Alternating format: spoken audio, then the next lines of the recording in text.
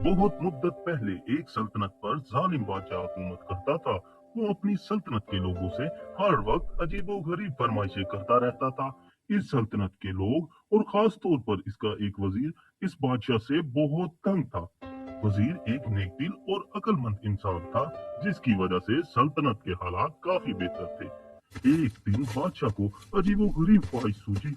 बादशाह वजीर को बुलवाता है और हुक्म देता है, मुझे ऐसा महल बनवा कर दिया जाए जिसकी तामीर ऊपर से नीचे की तरफ हो, और अगर 10 दिन के अंदर अंदर ऐसा ना हुआ तो तुम्हारा सर कलम कर दिया जाएगा।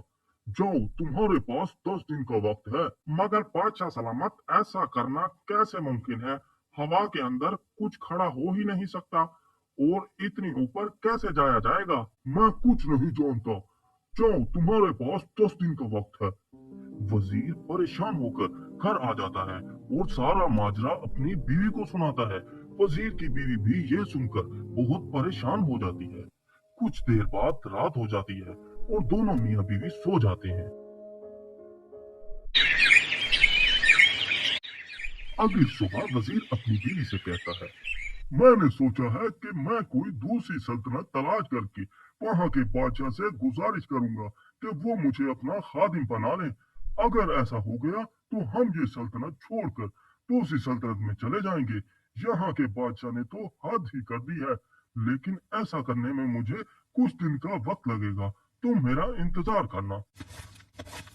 वजीर नई सल्तनत की तलाश के लिए जंगल में निकल जाता है। वजीर के कई दिन और रातें जंगल ही में गुजर जाती हैं, मगर कोई भी सल्तनत नहीं मिलती और 5 दिन का वक्त गुजर जाता है। अगली सुबह वजीर जंगल में गुजर रहा होता है तो उसे एक खरगोश पिंजरे में कैद नजर आता है। वजीर फौरन से खरगोश को आजाद करवाता है और आगे की तरफ चल पड़ता है। तो पीछे से आवाज आती है, रुको। वजीर पीछे मुड़कर देखता है तो एक बूना उसे बुला रहा होता है। रहम दिल इंसान, इधर आओ, तुमने मेरी जान बचाई है। मैं एक बूना हूँ। वजीर बोने के करीब जाता है और कहता है, मुझे तुम्हारी बात कुछ समझ नहीं आई। मुझे एक जादूगर ने इस पिंजरे के अंदर अपने जादू की मदद से खरगोश बनाकर रखा हुआ था। तुमने जैसे ही मुझे पिंजरे से निकाला तो जादू का असर खत्म हो गया और मैं आजाद हो गया हूँ। तुम मुझे कुछ परेशान लगते हो। क्या मैं तुम्हारी कोई मदद कर सकता हूँ? वजीर बोने को बादशाह का सारा माजरा सुनाता है। बोना सारी बात सुनकर कहता है, एक हल मेरे पास है।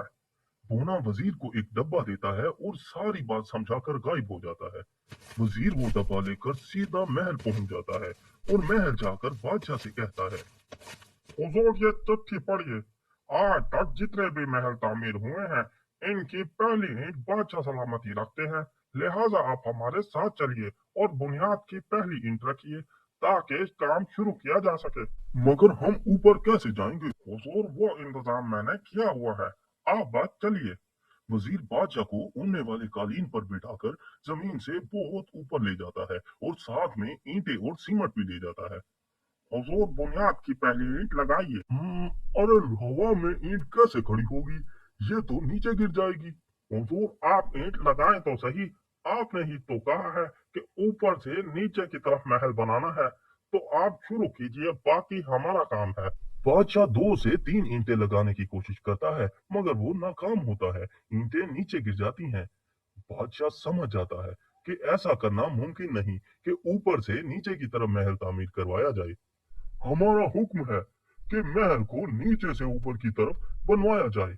चलो नीचे, हम बुनियाद की पहली ईंट नीचे से रखेंगे। बादशाह जमीन पर उतरकर बुनियाद की पहली ईंट रखता है और महल चला जाता है। अक्लमंद वजीर बोने के दिए हुए खत और कालीन की वजह से बच जाता है और बादशाह को भी गलती का एहसास हो जाता है। और चंद दिन गुजरने के बाद एक खूबसूरत और आलीशान महल तैयार हो जाता है।